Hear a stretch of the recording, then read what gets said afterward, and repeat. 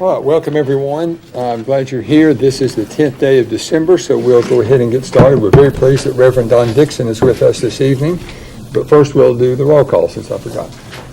Mayor Curley. Here. Mayor Pro Tem Keene. Here. Alderperson Blanks. Here. Duncan. Here. Dunn. Here. Noes. Here. Mathis. Here. 7 present. Well, we have a quorum, so we'll proceed now. Reverend Dixon, if you don't mind, step to the podium and offer an invitation. I can't hear you. So I ask everyone to please stand and remain standing as he leads us in our Pledge of Allegiance. Forgive me if this is a little bit long, but our country buried George H.W. Bush, and at the inauguration, he spoke very briefly, but had this prayer, and I want to build my prayer off it, but let me share with you that prayer, and then we'll pray. Heavenly Father, we bow our heads and thank you for your love. Accept our thanks for the peace that yields this day and the shared faith that makes its continuance likely. Make us strong to do your work, willing to heed and hear your will, and write on our hearts these words: use power to help people. For we are given power not to advance our own purposes or to make a great show in the world, nor a name. There's just one just use of power, and it is to serve people. Help us remember, Lord. Amen.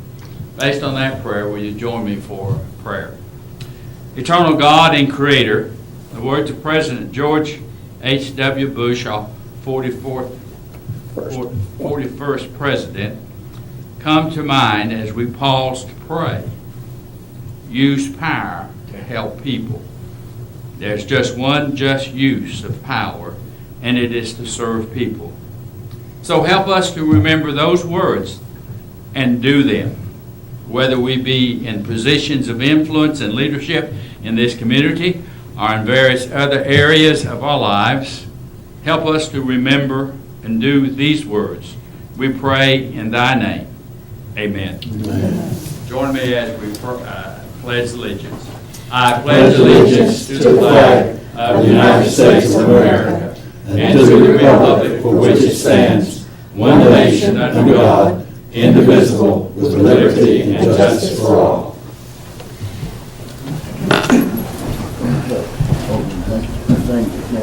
Thank you, Reverend Dixon. Appreciate you and the work that you do as a chaplain as well. All right, you see we have someone new has joined us this evening. We're very pleased to welcome Miss Anna Moran. And Miss Moran is a very distinguished young person. She's a senior at Tullahoma High School. She has served as a lifeguard in Parks and Rec Department. I'm sure did an excellent job. She's also a member of the National Honor Societies. She's a member of Mu Alpha Theta. She's been on the basketball team, the volleyball team, the yearbook staff, any number of things. She also, I believe, has a 4.2 GPA. Very impressive young lady. So she's taken dual enrollment. So welcome, Anna. We appreciate you being here tonight. So tell us a little bit more about yourself. My after high school plans, I plan to attend Tennessee Tech, hopefully doing secondary education, but there's so much it's like a land of opportunity out there, so you never know. I could become a farmer. I don't know. But, yeah, I hope to do well in college, and my brother's doing well, so that looks good. Good. Good. So you've got some family with you tonight. So why don't you introduce your family to us? You want to stand? These are my parents, Karen and Steve Moran. My dad works at Rogers Group, and my mom works at Ray and Gregory. And they're both cool parents. Yeah. Love them a lot. Wow. You know, that is so nice. I've been doing this for 17 years, and I don't think I've ever recalled anyone recognizing their parents as being cool and really good parents. I think that was an incredibly nice thing to say. Yeah, very nice. I hate to see what my kids say about me. So, if anything else you'd like to say? No, I think I've covered most everything. Good, good. Well, we're glad you're here and welcome. So we'll be calling on you in just a few minutes. Maybe talk about what's going on at the high school and different things like that if you don't mind. Okay. So if you would stand at your desk there, Anna, and we'll present you a certificate recognizing you as the honorary alderman. So this would be a good time for mom or dad to get a picture if you want one to. Come over here, put your chair in there, and Mayor, come over here. You have to stay on this side. It really doesn't matter if it's as little as this is. All right, take your pictures. 1, 2, 3, 1 more, 1, 2, 3. Excellent, thank you. Come on over here. Here it is.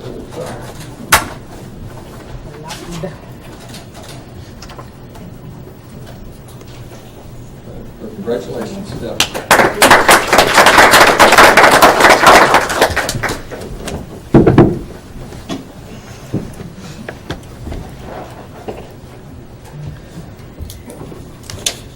Okay, I'm not aware of any proclamations or awards or special presentations at this time. Anyone in the audience wish to address the council that's not later on the agenda? Seeing none, we will proceed. We're ready for reports from Board Mayor and Aldermen. Mr. Mathis. Thank you, Mayor. I have no report tonight. Thank you. Thank you. Mr. Alderman Duncan. Thank you, Mayor. I've attended several things. The last Chamber Coffee, I think, was in this since our last meeting. Several funerals of friends here in town, and just been a blessing to be a part of. But that event, I'd advertised for the event, the Tennessee State University annual alumni Christmas party for our local chapter, and it did occur yesterday. And that was a great event, and if you missed it, you really missed it. And the president of the actually the Waffle House hero James Shaw was supposed to be our speaker, and I was informing everyone that did get their tickets from me, and we all did. But we did make it known that he had to cancel out at the last minute. He had to be in New York at CNN on yesterday for a some kind of heroes thing they put together. The TV stations did. So he had to be there for that. But in his absence, his mother and father felt it on them to be here, and so they came to the event, and they well represented him. And the president of Tennessee State University, Dr. Who's that her name right now? I was taking pictures with her yesterday. Anyway, the president of Tennessee State University was our speaker. So it was a great event at the conference center, and I think a good time was had by all. Everything was just excellent. And that's pretty much all I got. So. Very good. Well, thank you. Dr. Blanks. Mr. Mayor, thank you. Since our last meeting, everybody's been busy. This is a busy season. We had a Christmas parade Friday night. I didn't get to come to the early stuff, but I did catch the tail end of it. We also had a TUA Christmas party Saturday night at the Country Club. That's about the only venue that can host that big a group. But kudos to the people who get the Christmas parade together. It takes a lot of behind the scenes work. I think they do a really good job. We have good sponsors for that, and it's been going on how many years?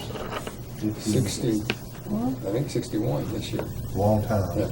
So it's part of my memories is growing up, and it's always a fun time for anybody that gets to go. This time of year can be, like I said, very busy. So, I was coming in on Jackson Street, coming up here tonight, and lots of traffic, a lot of people at the mall. So they're shopping Tullahoma, and we encourage that. And keep up the good work with all the new businesses we have. So visit them. They appreciate it, and we do too. That's all I have, Mayor. Thank you. Very good. Thank you. Ms. King. Thank you, Mayor. I attended our city's Christmas lunch last Friday down at D.W. Wilson, and kudos to everybody who put that on. It was a wonderful meal, had by all, I'm sure. Morning Point have had a couple of things. I attend that monthly and do call bingo, and then they have their super bingo that they have once a year where they contact businesses to support them and bring little gifts for each of the residents, and that's always a fun time. I also attended the Chamber Coffee at Smart Bank, and we had a tourism meeting. Lots going on with that committee. We weren't able to have everyone there, so we did some audio calls. But next month we will be meeting again, and I'm sure there'll be some things we'll be able to let everyone know as to what's going on about some welcome signs and various things. So we're really looking forward to that. And also the Veterans Day event. I attended that, and it was a wonderful event. And then I helped with the GFWC Centennial Women's Club. We helped host that.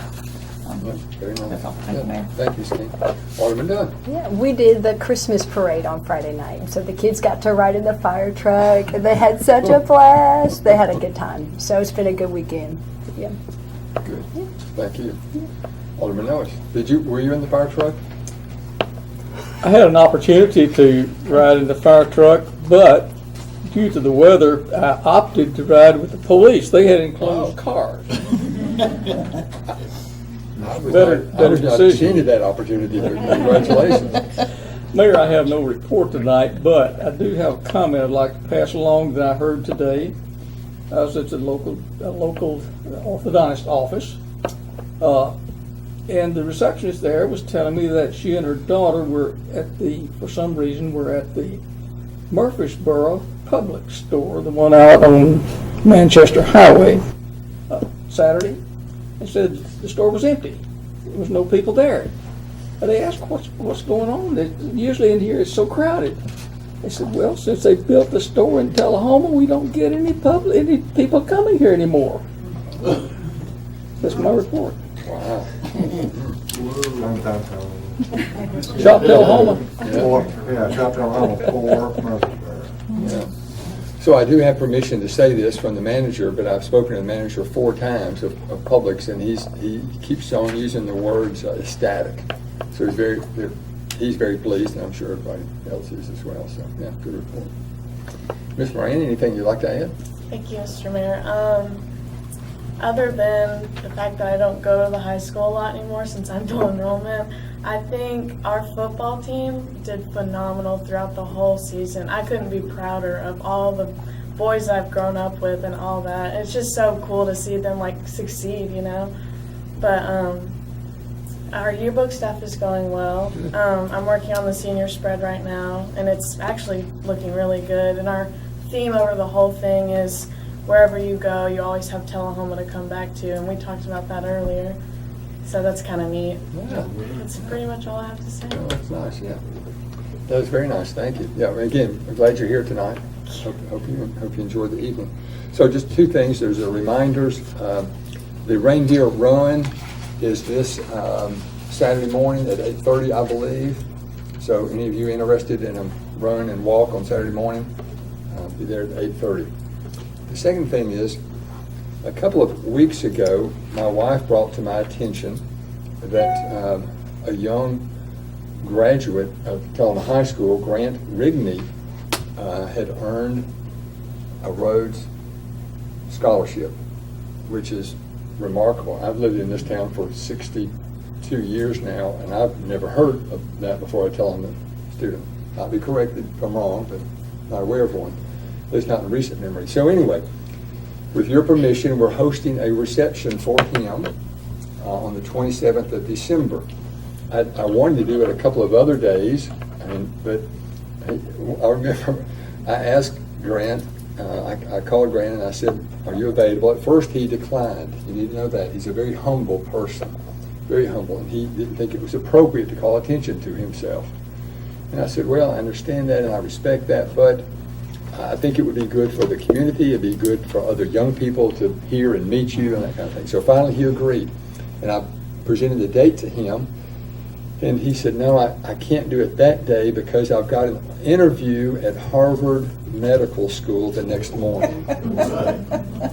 So we worked around some dates, and so that hopefully it's okay time-wise with everybody. But anyway, December the 27th in this room, I believe it was from 5 to 6, but anyway, there'll be more information about that to come. So December the 27th, exceptional young man. He was. Do you remember him? Oh, yeah. Okay. He was an honorary alderman as well. Oh, he was, yeah. That's exactly right. Very nice young man, great family. Yeah, good family. Miranda, you have big shoes to fill. Miss Moody or Chief Blackwell, do I have permission to read these police?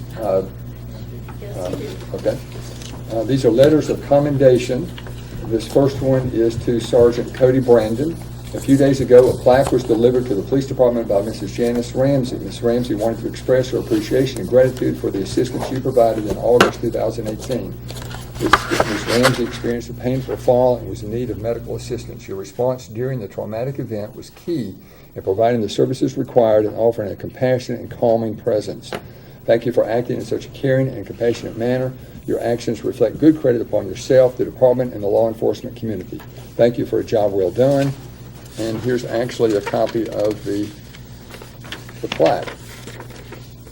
With appreciation to the Tullahoma Police Department, above and beyond the call of duty is only a phrase. You have given it new meaning. I am forever indebted for your generous, life-saving efforts. Thank you, Janice Ramsey, August 16th, 2018. That was nice. Here's Officer Derek Derlin. I received a note from your supervisor, Sergeant Weaver, sharing an incident that recently occurred. The note indicates you responded to a call of a stolen bicycle. Upon your arrival, you learned the bicycle belonged to an elementary-aged child that had been stolen, and the bike was the child's transportation to school. The note further indicates you went to a local merchant and, using your own money, purchased a new bicycle for the child. This act of kindness was not done for fanfare or recognition. As I am told, your actions were purely selfless in nature. Your act of kindness will forever be embedded in that child's memory. You have set an example for all to emulate. I have attached the sergeant's recommendation. Thank you for caring and thank you for such a caring and compassionate manner. Your actions reflect great credit upon yourself, the department, and the law enforcement community. Thank you for a job well done. So that was two exceptional letters recognizing. All right, we're ready for the city attorney's report. Mr. Worsham, please, sir.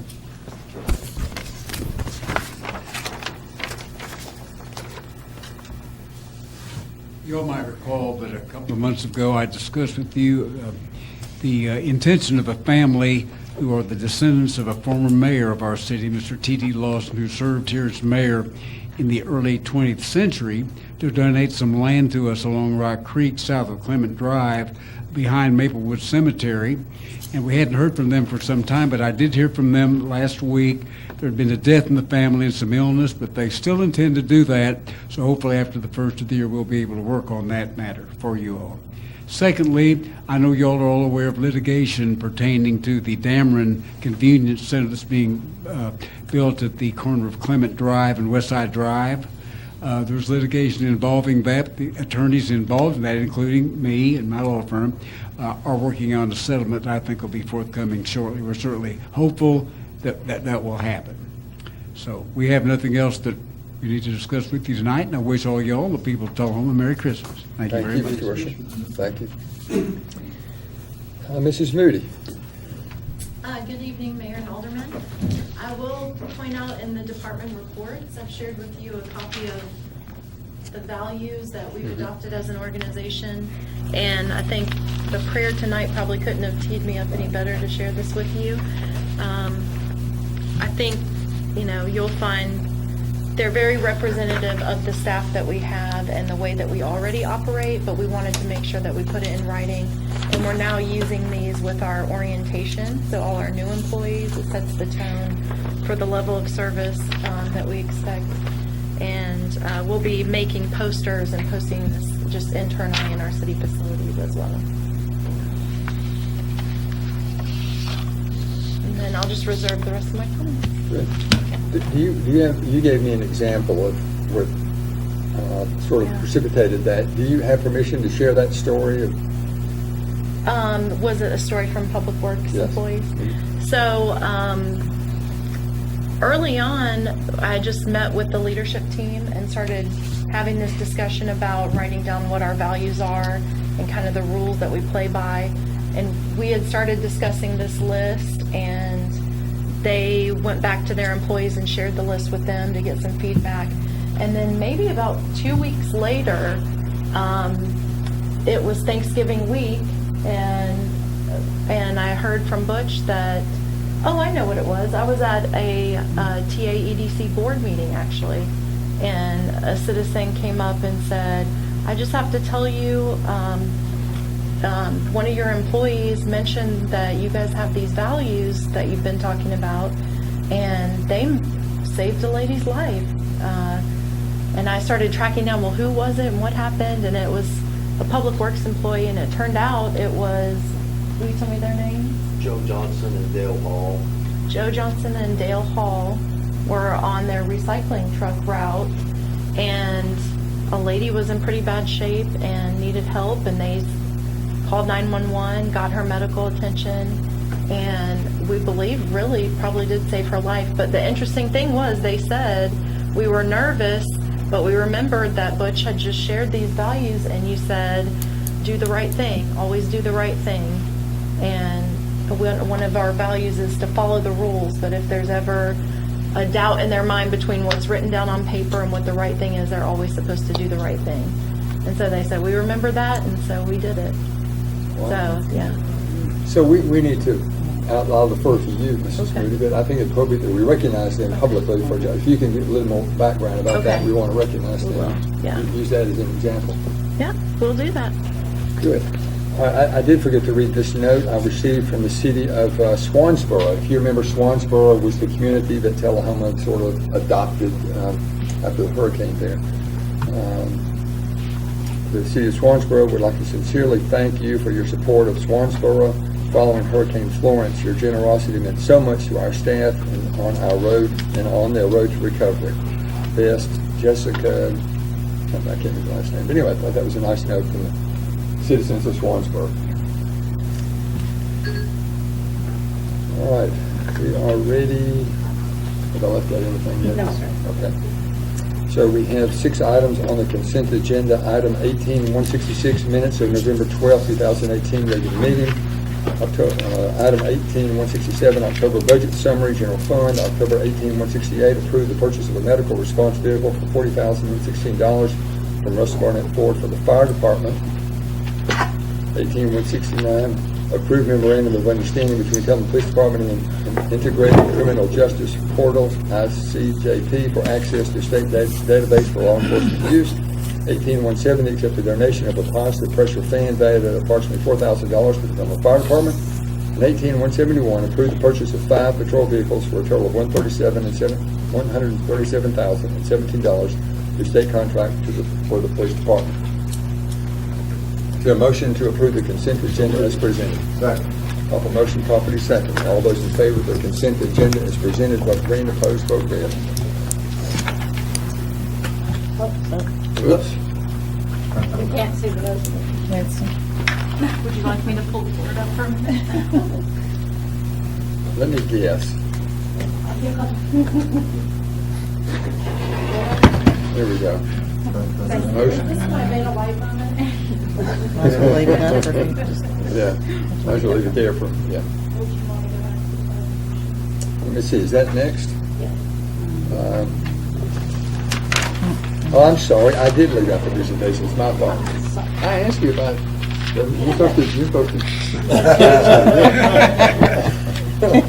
So and our friends in the audience are going, what's going on? What's wrong with this guy? Okay, that was 7-0. Yeah. Officially. Yeah, all right.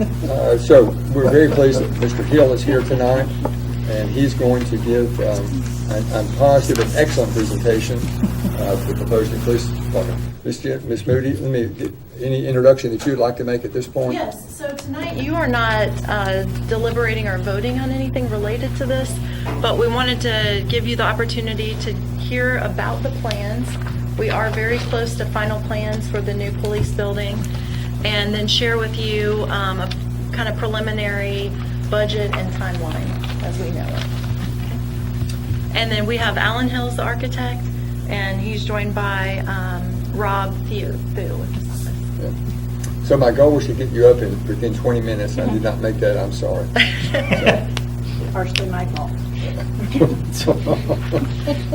Thank you for having us tonight. Thank you. We're very excited for the opportunity to work with the City of Tullahoma, and we hope you'll be pleased with what we have to present. We had an informational meeting here in this room at 1:30 this afternoon, and it was quite well attended. Quite a few people came by, asked questions, and viewed reviewed the plans. So, as you all know, the site in Tullahoma, there's existing parking area here, there's an existing alleyway, and then the existing City Hall building. So,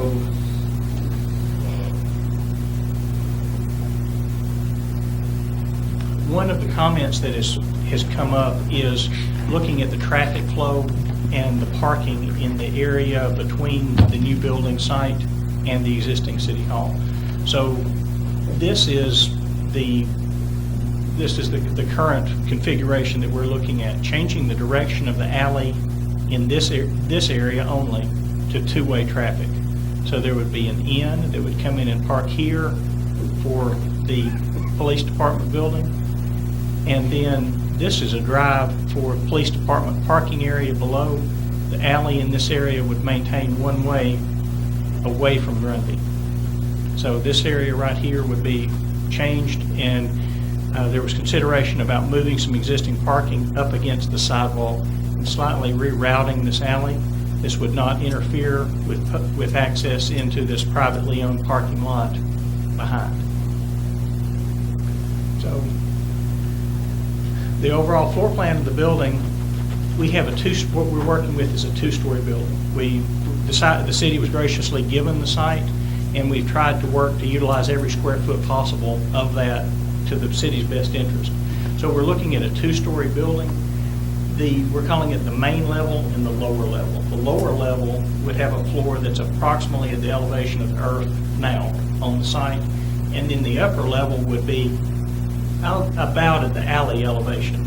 So looking at the lower floor plan, which would predominantly be used by police department staff, we have an evidence storage area here, office space, a squad room, briefing room in this area, stairs up here, and an elevator here, and then locker room space and fitness exercise space here. We are incorporating a storm shelter in part of the building, which would be here in this corner.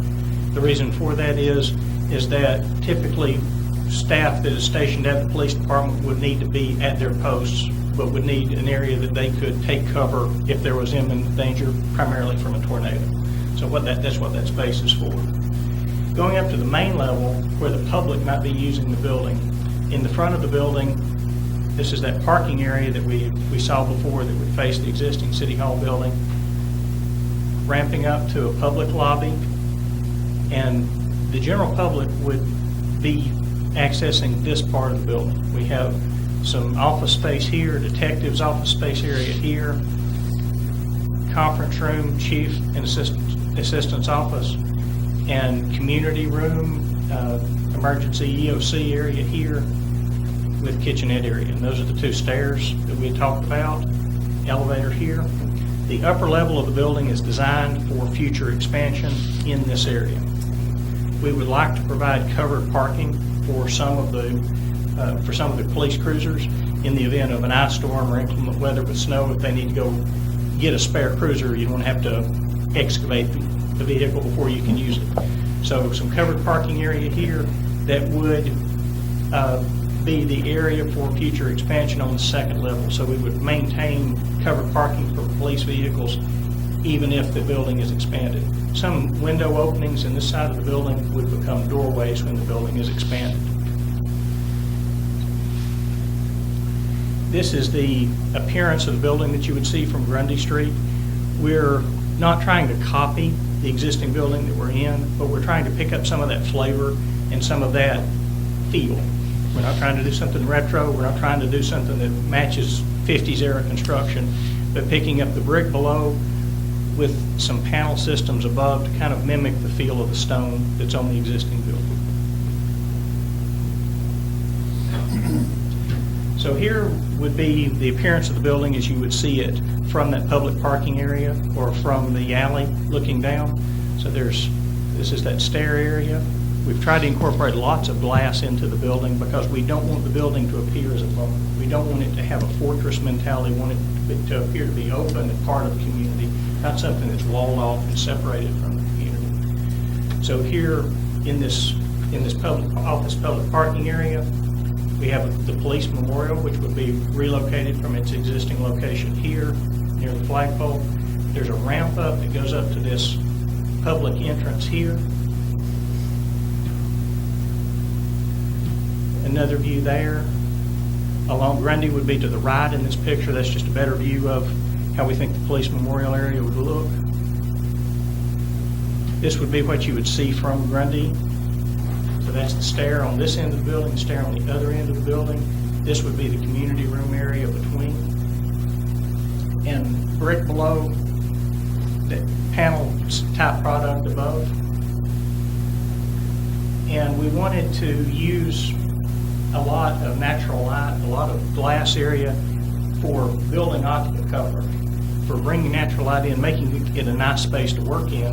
But also we thought that in the evening, this time of year when it gets dark earlier at night, we're trying to use that light from inside the building to establish a good visual presence as you're driving through town. Even if you're seeing it off of the major street, or if you're turning down Grundy, you see that glow, and if you did need help, you know where to go.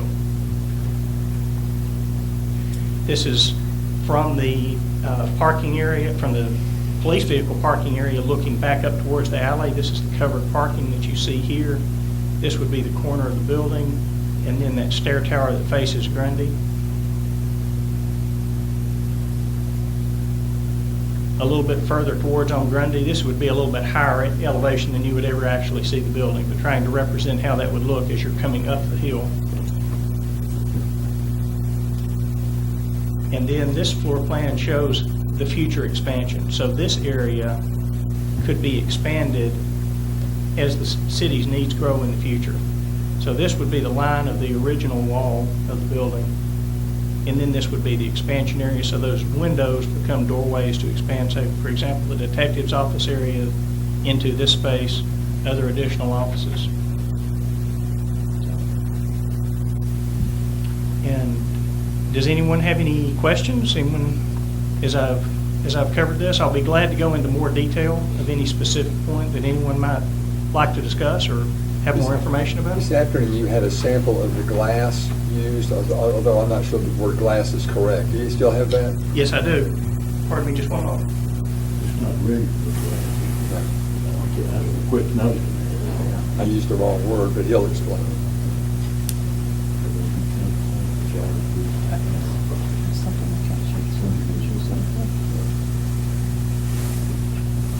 What I'm passing around, this would be a sample of a typical insulated glass unit that would go in commercial glazing. What we're talking about substituting is this material for one of these plies. So insulated glass is two plies with airspace in between. This would replace the inboard ply. And what it is it's a laminated product similar to a car windshield. The idea is that if someone tries to vandalize or throw something through, it would stop it. It would stop an object from being thrown through. But the reason that looks milky white instead of clear is that it's two plies of glass that are compressed together with a plastic material in between.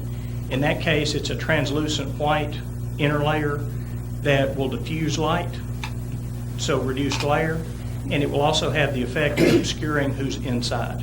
So if someone is trying to cause harm, they can't see really where someone is behind glass. So where we have above head height, we could be using some clear glass to bring a view in, where I could be working at my desk and I could look up and see the sky, but someone traveling in a vehicle down Grundy Street wouldn't see me sitting there working at my desk.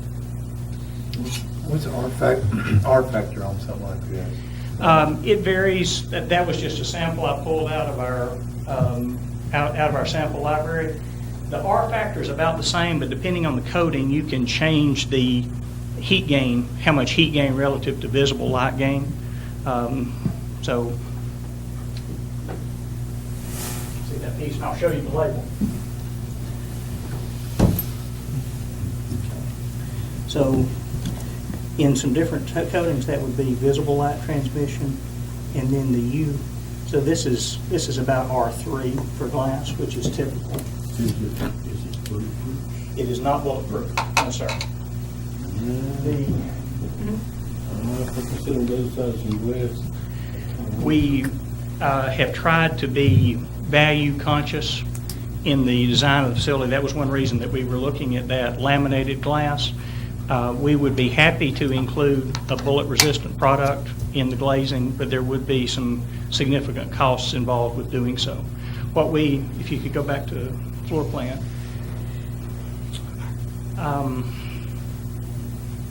How much detail should I express? Okay. The approach we have taken is that the front lobby area here would be hardened and armored. So if a person who wanted to cause harm came into that front lobby area, they would be contained there. There would be bullet-resistant glass on any customer service type position. Any receptionist position would have bullet-resistant glazing between them and the public. And these walls would be armored as well, would have bullet-resistant armor. But we have not carried that through to other perimeter areas of the building. Well, we have that now, right, Chief? In our, as far as I know. Yeah. Good. I can remember when there wasn't even that plexiglass there. It was just wide open in there. It's come a long way since then. So what we were trying to stop is we were trying to stop somebody driving along Grundy Street and throwing a pipe bomb in or something like that. That was the type of threat that we were trying to deal with.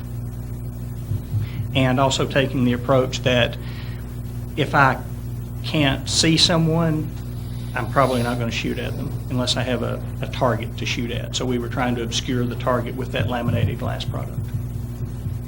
The reason I was asking my art factor, my experience with lots of glass is your fluctuating in temperatures are dramatic, especially in the wintertime. So, maybe they've improved that, hopefully. But, I mean, it always looks great, but you got to keep in mind that you're going to lose some Yes, of sir. that. Yes, sir. And we are looking at using a fairly high-performance coating on the glass with the idea that we're trying to reduce the heat gain that we would have in the summer, but offset that by the amount of natural light that we're bringing into the space. Any other comments before we move on to the, you said you had a timeline as well on it. I'd like to Yes. ask a question Yes, about sir. Where will your heating and air conditioning units be located? On the roof, sir. What type of roof will it be? The roof would be a membrane roof, probably a white EPDM membrane or a thermoplastic polyolefin, TPO type membrane. With the initial installation, there will be a certain warranty period for that type of roof? Yes, sir. Yes, sir. And what is that warranty period? We would bid a 20-year leak-proof warranty as part of the base bid with the option to go to a 25 or 30-year for a higher cost. So I think some of that, Ray, is we're space constrained. I know you're flat roof of ours probably. It's hard to see in the floor plan, but if you look in certain areas like here that have an X drawn through them, like right there, what we're doing is we're putting the heating and cooling equipment on the roof of the second floor. And there are spaces where we're bringing ductwork down completely through the first floor completely through the second floor into the ceiling of the first floor to diffuse out into the ceilings there. So we plan for everything except for the emergency generator to be on the roof. There is roof access hatch for ease of maintenance. So maintenance personnel could get up on the roof and change filters or work on a compressor or something like that without having to take a ladder up with them. So all of the diffusers or the vents into the rooms will be ceiling vents? That's our intention, yes, sir.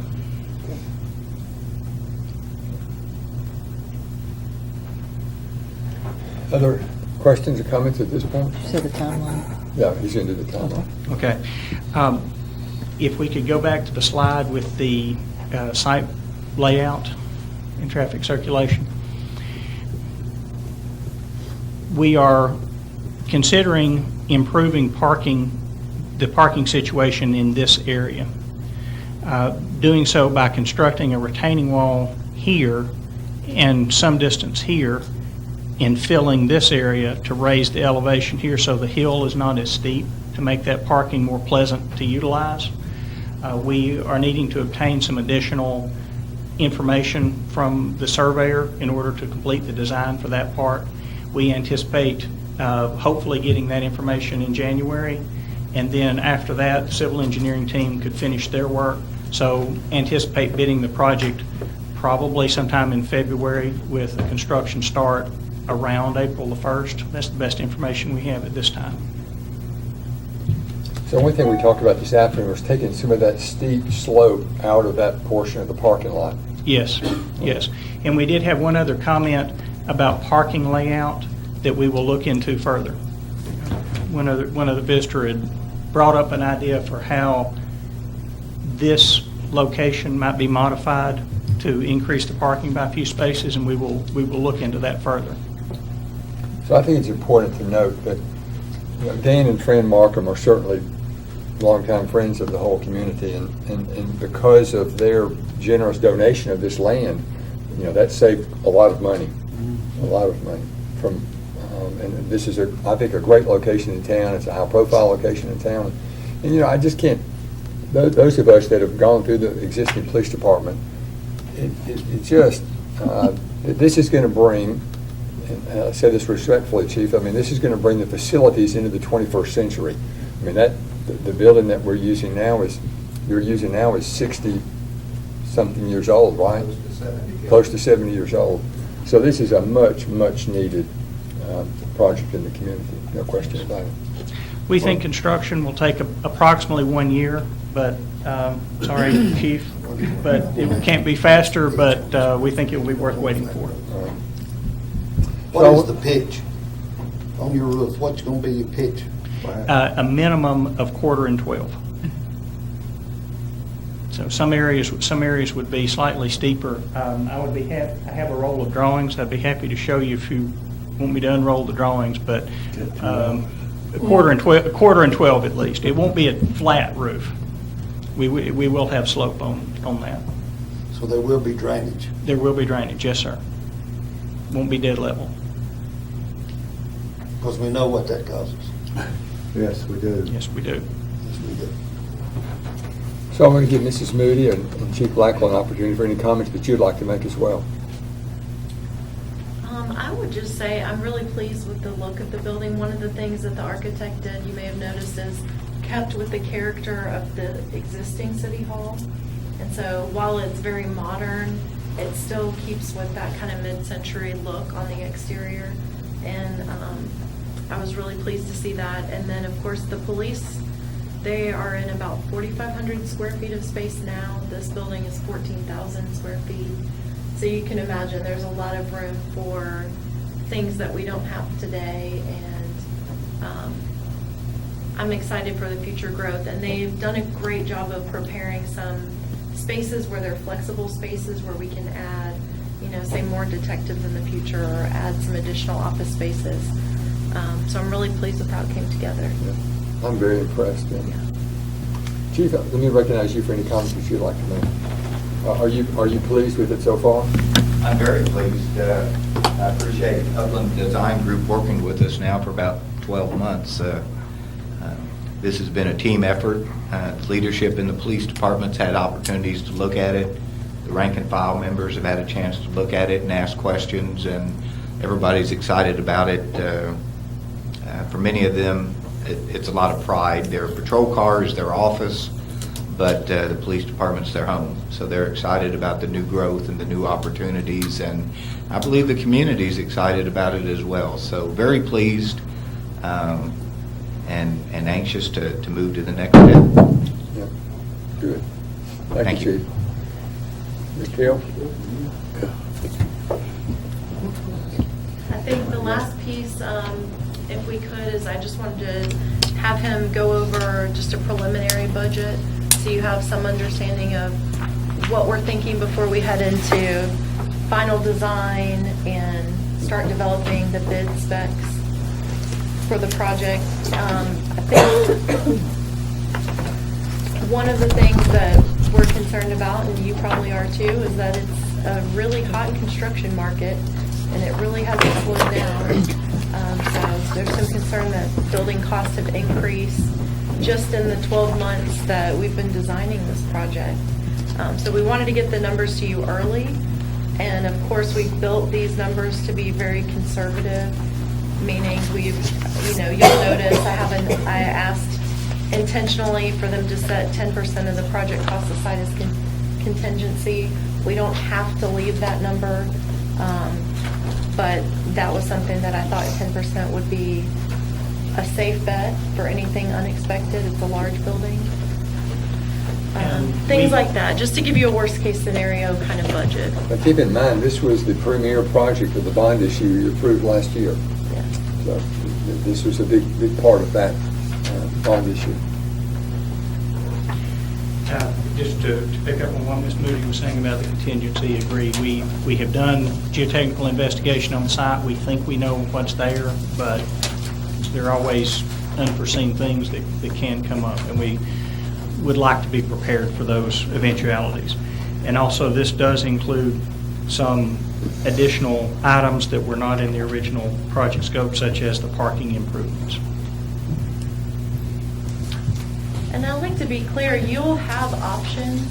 This is, now we're still finalizing design, so of course I want to hear your feedback as soon as possible if you have ideas of things that you want to, add or change about the project.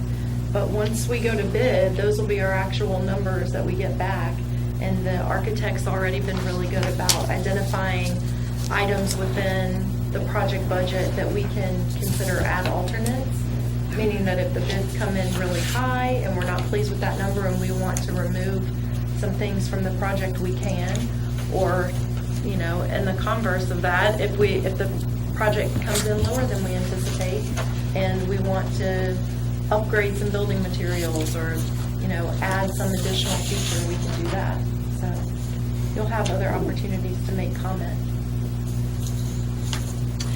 Mr. Hill, thank you very much. Appreciate it. We're excited about it. Good job so far. Thank you. Thank you. Thank you.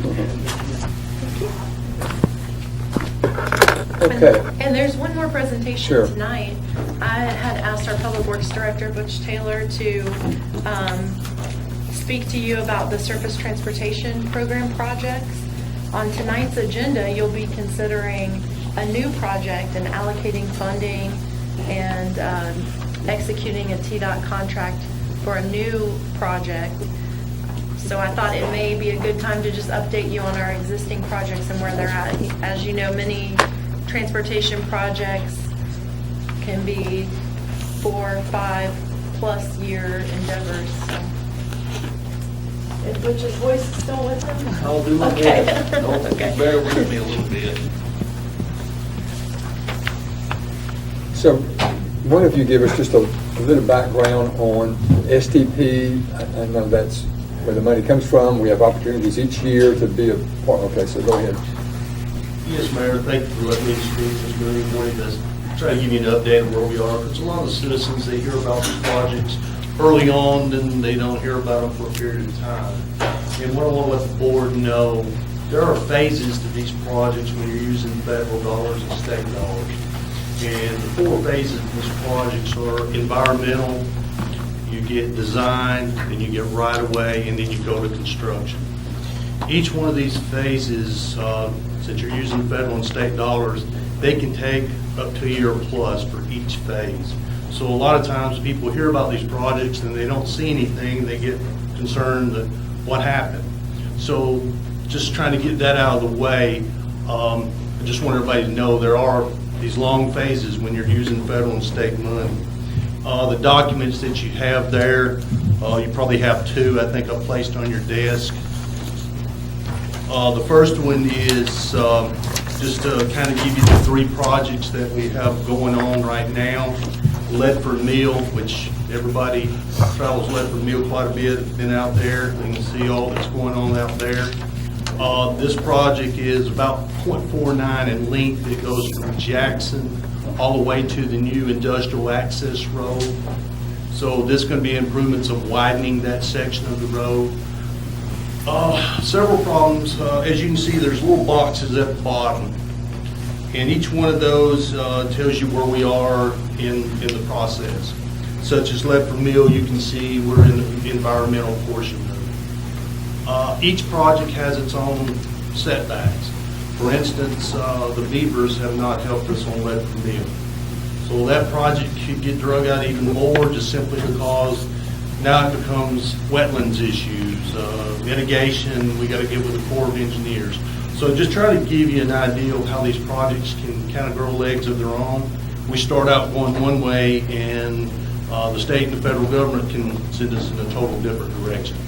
We're at their mercy. A lot of times the state gets a bad rap because of these things taking so long. That's not always the case because you got to realize they got to answer to FHWA, which is Federal Highway Administration. So just understand it's not all on them if something is dragging behind.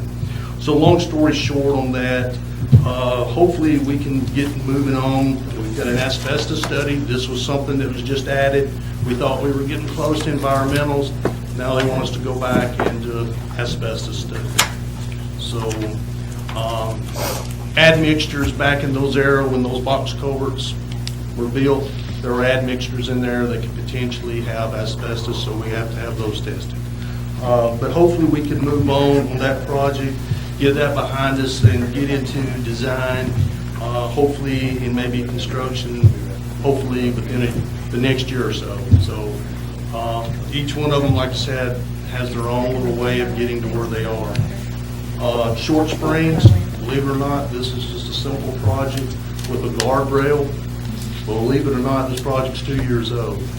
So just to understand, it is, again, well, hopefully by spring, we can get this moving forward and get that completed. But there again, you can see we're environmental design, and we're in the middle of design. They come back and they want an asbestos study of that bridge as well. So we take 2 steps forward and kind of go back one, if you will.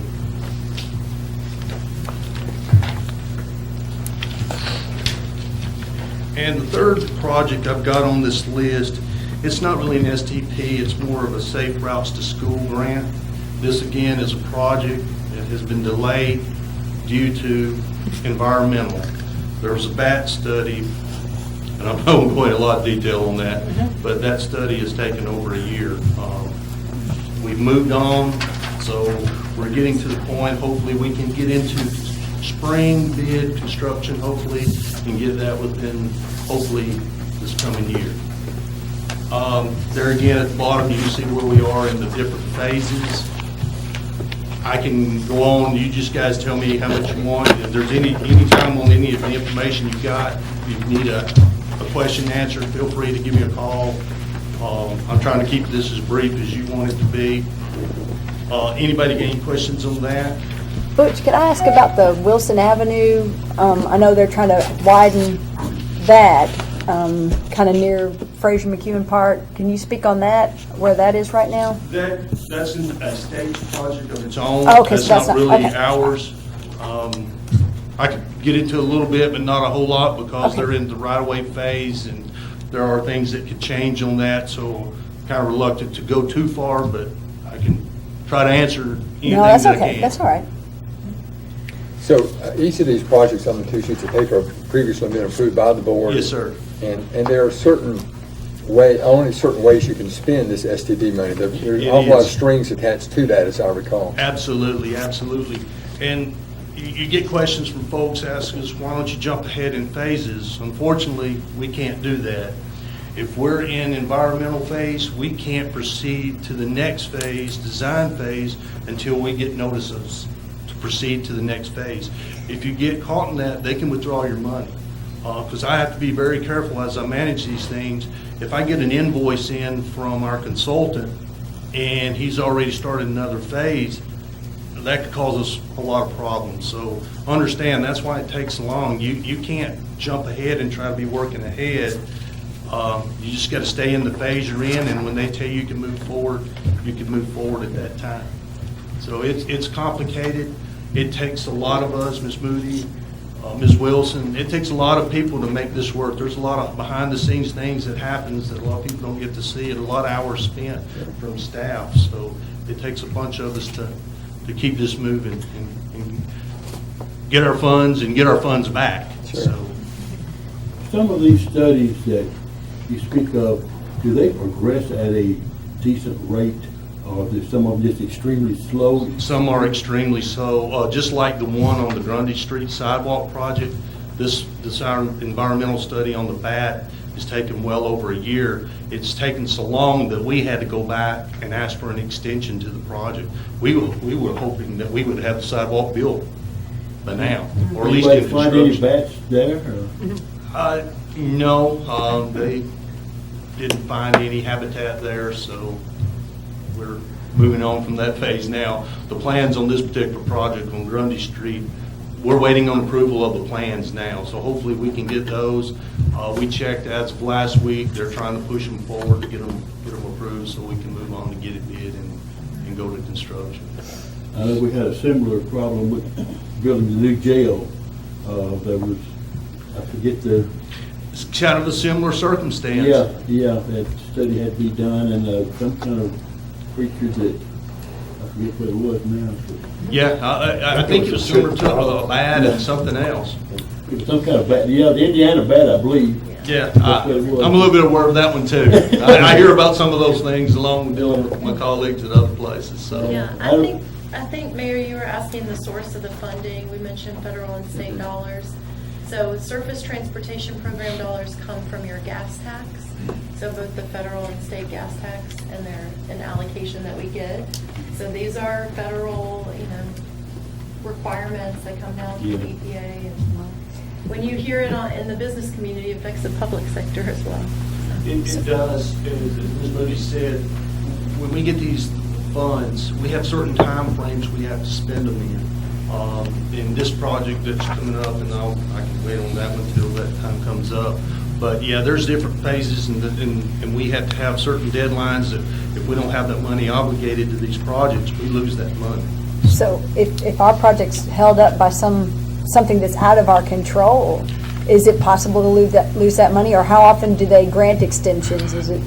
They will grant them. Most of the time, if it's on their end, they will generally grant us an extension of time. Because they understand we can't move forward until they let us move forward. So most of the time they're willing, they work with us on those type of things and let us move forward. Mr. Tanner, thank you very much. Good job. Excellent. Thank you, Ms. Moody. Thank you. Okay, we're ready to move on to old business now. We have two ordinances, both second readings. Ordinance number 1514, consider an ordinance to amend the zoning ordinance of the City of Tullahoma, Tennessee, which is ordinance number 1392, by amending Article 4 of Specific District Regulations, Section 4, Commercial Districts, by adding C3, Neighborhood Commercial District, for passage on the second of two readings. Let me get a motion in a second and open the floor for any discussion. Motion. Proper motion by Ms. Dunn, seconded by Alderman Duncan. Any discussion? All those registered vote for ordinance 1514, vote green. Opposed, vote blue. Motion passes 7-0. Second ordinance, ordinance number 1515, consider an ordinance to amend the zoning map as set forth in the Tullahoma Municipal Code, which is ordinance number 1392, to rezone an 8.2 acre portion of an approximately 15.7 acre parcel located at 700 William Northern Boulevard from C2 General Commercial District to R3 High Density Residential District for passage on the second of two readings. Is there a motion? Motion to approve by Alderman Duncan. Second by Ms. Dunn. Any discussion? All. Got a question? Yes, sir. Sure. We got a sidewalk issue that we'll look at later, and the sidewalk in this area will come down, and we'll have to cross the street to tie into the proposed new sidewalk project, correct? Okay. Okay, that's all I had to ask. Okay. All those in favor? 15 on second reading, vote green, opposed, vote red. Motion passes 7-0. Okay, we have 4 items of new business. The first one, item number 18172, approve and authorize the mayor to execute a contract between the City of Tullahoma and the Tennessee Department of Transportation for the Cedar Lane Sidewalk Project, portion of State Route 16 North Jackson Street, William Northern Boulevard, and Cedar Lane, and approve an allocation of 20% local matching funds to the Surface Transportation Program, SDP projects, funding the amount of $185,400 for a total estimated project cost of $927,000. Let me get a motion in a second. Open the floor for any discussion. Motion to approve. Second. Proper motion by Mr. Duncan, seconded by Dr. Blanks. Any discussion? I'd like to talk about it a little bit. I'm definitely for sidewalks. I think I've had a lot of people talk to me about it. The original plan that Ms. Moody sent out this week, I was particularly excited about because it would kind of line up some of the apartment housing. You've got a walking path to get to shopping like Kroger and Tractor Supply, those places. And now this new one would kind of bring it closer to the mall. But this is kind of where you see current people walking currently now. So if we were to say, try to get it to look more like this, because it seems like just talking to Butch, how long would that take to re-plan this out? Well, both of us will try to answer. I would Okay. say first on the correct illustration that shows the sidewalk along Jackson to William Northern, and then along William Northern turning onto Cedar Lane and continuing onto the Greenway. The part of the reason that we chose that route was because it's a way for us to complete some gaps in the sidewalk network along Jackson Street. So that portion between Jackson Circle and William Northern Boulevard, there are some gaps. You probably noticed that. Some newer developments have come in and they've been required to build sidewalk, and then some existing businesses do not have sidewalk in front of them. I think my understanding from Butch is if we, the illustration that I incorrectly drew that had all of the portion of Cedar Lane filled in, if we had applied for that route, we probably wouldn't have had the ability to fix those gaps in our sidewalk network. So that was part of our priority, is Jackson Street. There is existing sidewalk from Alderman Blanks' office there that goes around. We tried to figure out the best side of the road to go on and that we could utilize the most sidewalk that's already existing. And I think with the plan that we have to come from the Greenway on Cedar Lane going north, then turning on William Northern, going back east, and then back down Jackson was the best plan. Keep in mind, we also have to sell this project to the state, and we've got to get some links in there using the existing greenway that Kurt has up there at the church on Cedar Lane. It was a big loop that we can complete one big circle for folks that want to walk and maneuver around and go. And as we all know, that section of Cedar Lane, as long as I've been here, we've had complaints, it's just dangerous. And trying to get that one big phase out of the way. Comment. This is what I saw in our packet that came out. I like it. I came in tonight and I saw something different. Don't like it. Tell you why I don't like it. The proposed route along William Northern Boulevard there is totally untraveled by foot traffic, in my opinion. The airport area up there, I've been around the airport for 4 years. That's just not, there's no foot traffic there. It's almost building it and hoping they'll come.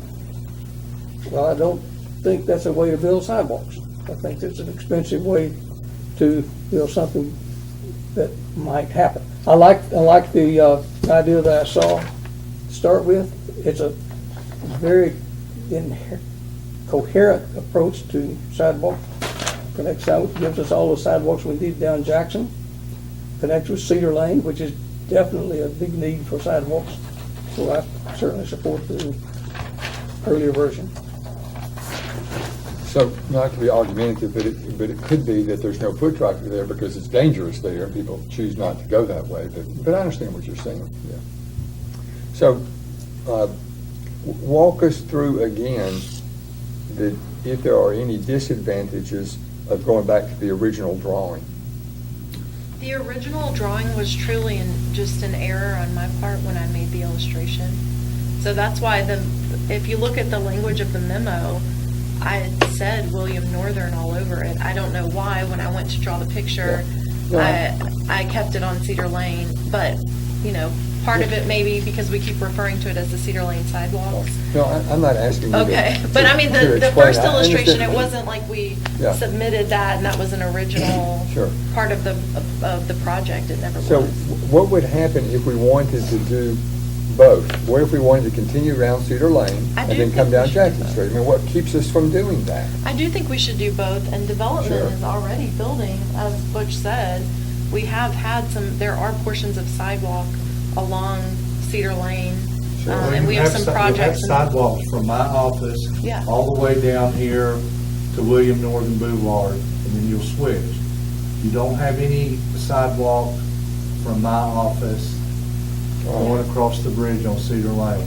You probably have sidewalk there from Tractor Supply to Jackson Street, maybe. I may What be wrong. comes to mind for me is that we have future allocations of funding, and maybe, Butch, we can contact them about adding this additional portion with future funding, and just do the environmental at one To time. add it is across from my office, probably to Jackson, and then back down, the gaps. Yes, the gap. So, but again, my question is, what precludes us from doing both of them right now? Is Probably it just the amount of funding. I think Butch was trying to. from the state or local? The surface transportation program, it's annual allocations. And so I think Butch was matching the money that we have allocated to a project and just trying to perfectly Sure. pair those up. But we can borrow forward as well. There's some strategic planning there, because if in the future we widen Cedar Lane from, say, William Northern going south toward Wilson, there's problems with both sides of the road. As everybody knows, one side of the road, you got houses right just almost on the street. And then the other side of the road, you've got the duplexes on one side, and the right-of-way we have in there, you've got the store that plays a factor on the corner of Wilson and Cedar Lane. So there's a lot of factors. We tried to play the best move we could to try to plan for a future widening of whatever. If we get to that point, it's possible we could have sidewalks on both sides. But just trying to put this and making the money match with what we thought we could match a project to is there was a lot of factors involved in trying to get this project. All right, so let's do this. Let's see at some appropriate future meeting. And it could be that we fund this internally, locally, this extra loop up here. We put $1 million in the bond issue for sidewalks. I don't know about the rest of you, but I get more requests for sidewalks than anything else. Anything else.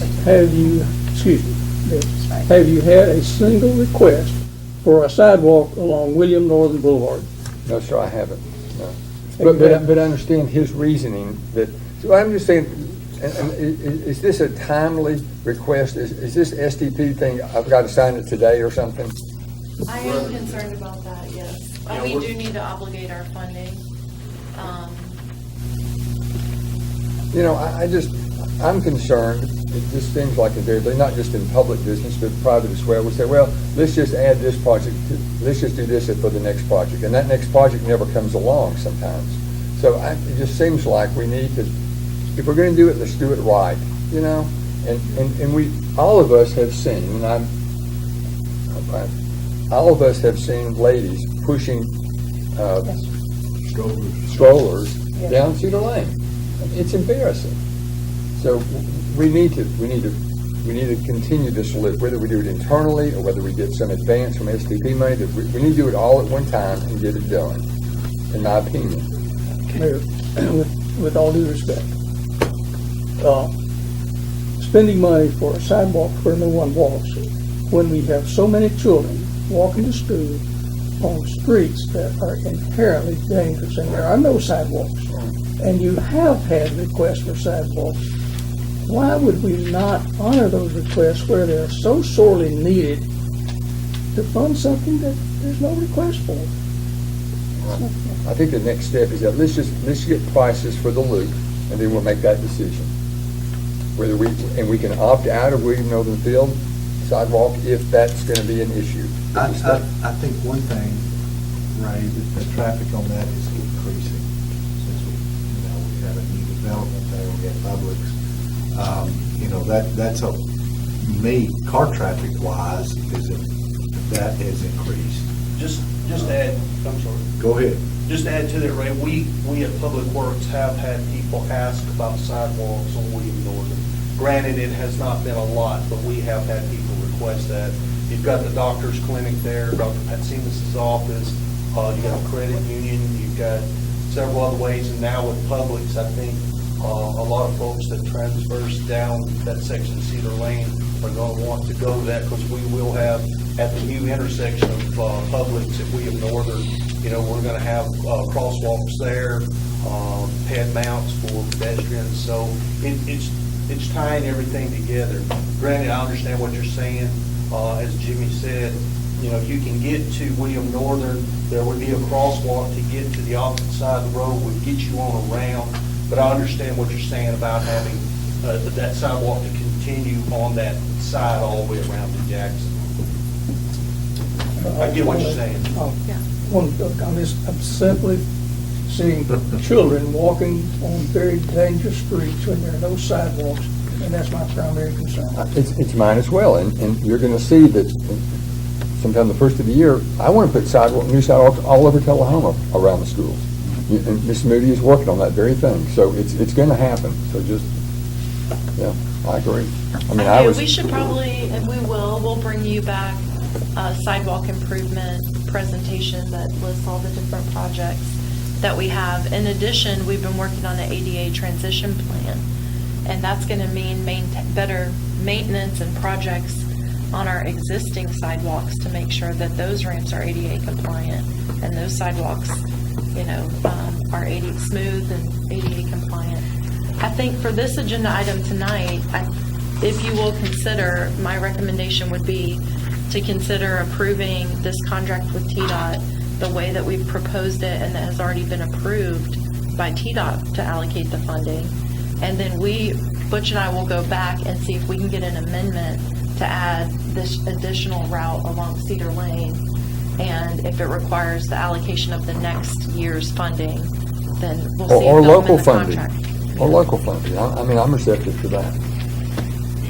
Okay, or increase our local match to cover it, is what you're saying? Sure. Okay, well, we'll bring back options then. But I agree with Ms. Moody. I really think in this phase, we need to move on, because I don't know the potential if we go back and start delaying this, it could get into a problem, we could lose the money. And we don't want that to happen for sure. Yeah. There's about $750,000 out there on the table that we could potentially lose. All right, I think we've got a plan. We'll make it work. Any other discussion? We're ready to vote. The motion is to approve as presented. All those in favor of the motion as presented, vote green. Opposed, vote red. Motion passes 6-1. All right, next item, 18-173, approve and authorize the mayor to sign an agreement with Reagan Smith Associates, Inc. for the North Jackson Streetscape Initiative in the amount of $25,000.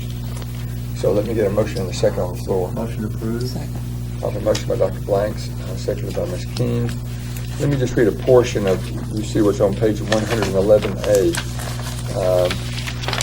It is always important to stress your strengths. From an economic development standpoint, Tullahoma's strengths include retail, technical, aviation, and medical, certainly amongst other things as well. We are already a retail destination, but it's important we strengthen this position as the retail leader of southern Middle Tennessee. Retail is important to Tullahoma for many reasons. Thanks to a team of hardworking people, we are aggressive about recruiting retail and sharing the benefits of investing in Tullahoma. We market extensively to a large group of restaurant, retail, and hospitality companies, both regional and national. We communicate with these prospects regularly and attend regional and national trade shows talking up Tullahoma. And this strategy, I would hope you agree, has paid off big time. One particular company we were trying to recruit to Tullahoma visited our community, and after their visit communicated to me they were going to pass on Tullahoma because we needed to improve our streetscape. And I was pretty gentle in my explanation there. There was a little bit more descriptive. After living in Tullahoma for over 60 years, I have a tendency to overlook both large and small aesthetic details that perhaps need some attention. As the retail leader, it's important we keep our community looking fresh and vibrant. It's always good to have another set of eyes to take a new look at our community. And I believe the streetscape study will be a set of fresh eyes. So we have a motion and a second. Floor is open for any discussion. On page 114, it says that they want to have meetings with selected stakeholders, and I really think that's on B, Part B, will attend, present, and facilitate a meeting with selected stakeholders for input in the conceptual streetscape plan. I just think it's really important that we're all stakeholders, and this is very, very public, and so that there's surveys sent out, not necessarily from Reagan Smith, but maybe from the city, where everybody's involved, because this is something this is probably the most traveled stretch in town, and I think, and it's, in front of the high school, I think that students should be involved in that, and that it's, it's for everybody, so. Ms. Moody, do you concur? I do. I think that stakeholder input meeting is sort of like having focus groups. So as opposed to just doing a general public, anyone come and share your ideas, what we'll do is we'll develop a list of stakeholders, or we'll help develop whatever the approach is and define the focus groups. And one could certainly be the high school students. We can make that list of stakeholders as short or as comprehensive as we would like. So. And then I'm very open to using some creative approaches, like either through social media or a survey, like you mentioned, and we'll look at how we can get the most involvement that we can. Other discussion? All those wishing to vote for 18-173, vote green. Opposed, vote red. Motion passes 7-0. 18-174, approve and authorize the mayor to sign an agreement with Riggs & Maloney, Inc. for the downtown repaving and crosswalk repair project in the amount of $33,000. Again, we get a motion and a second on the floor. Motion approved. Dr. Blank's motion, second by Alderman Dillon. Any discussion? Quick discussion. This was done originally a year and a half ago. Yes. And our warranty on that was how long? It's still active. So they're gonna help pay for this, or?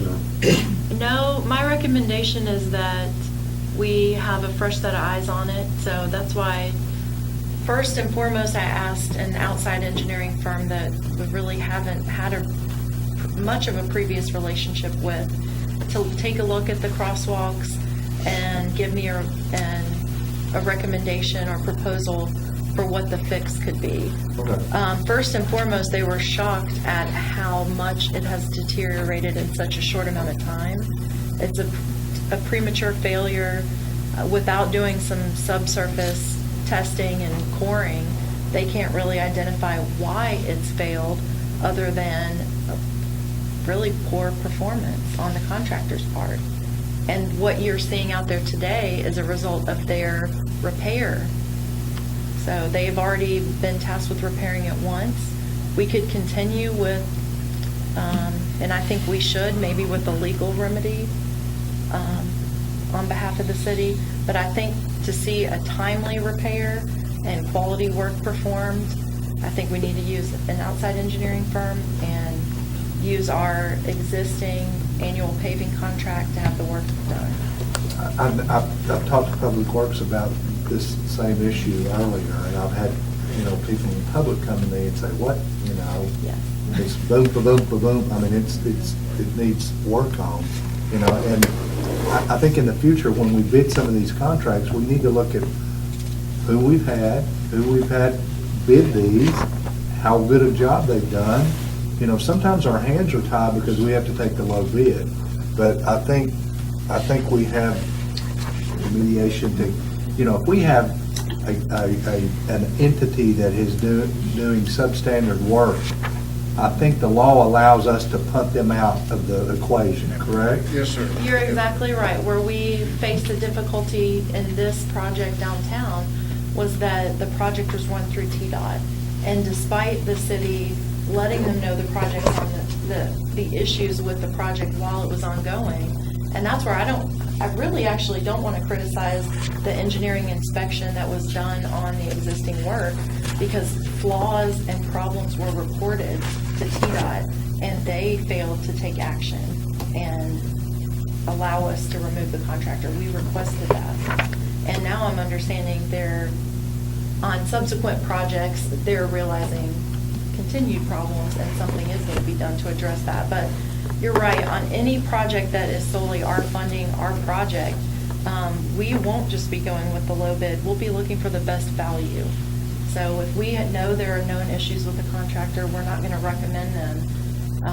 We'll either disqualify them from being eligible to bid, or we'll let you know that on the front end. Are our hands tied, you know, when we're doing matching funds, are our hands tied on the bidding process? Yeah, with the TDOT project it was, because they weren't willing to work with us and change the contractor on the project. Surely, we have an elected official in this town that's in the Senate that we should be able to let her knock some heads at TDOT and make them see it more our way. Yeah. Mr. Moran is sitting in the audience. He works at a contracting business, and, you know, if you have a TDOT problem, how do you get to them? We'll mail one up tomorrow and repipe it. State contract, it's in the punch list, we're fixing it. That's the kind of contractor you want. Somebody's gonna do it right. Yeah. Okay. Sorry to get down that rabbit hole, but, you know. Ms. Moody, is there no legal remedy to recover any cost remuneration for fixing it? We don't want to contract with this same company to fix it again and again. Correct. And again, but I think they should have some liability for the cost that we incur for redoing their work. They're bonded, I'm sure. I agree. I think we'll explore that. I just didn't think it would be a timely fix to the problem. So I was taking a two-avenue approach. One, we continue to seek a legal remedy and see if we can get a payment, but at the same time, go ahead and get the road fixed. Well, I certainly support repairing. That's the remedy is. I've heard so many comments about our downtown speed bumps. It's embarrassing. And I, for one, quit traveling that route. But I would like to see, as a board, us to encourage us to pursue legal remedies for cost reimbursement for some of their work. Ready to vote?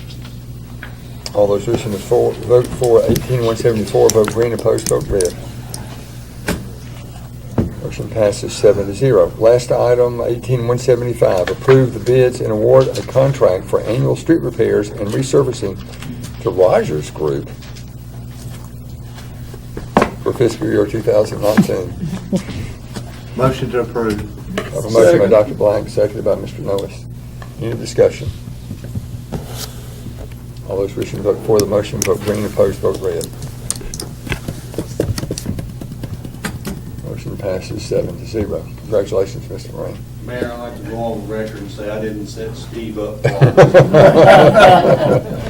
No, the youth mayor suggested Ms. Moran tonight. She wouldn't have known otherwise. Any other new business, Ms. Moody? No other business?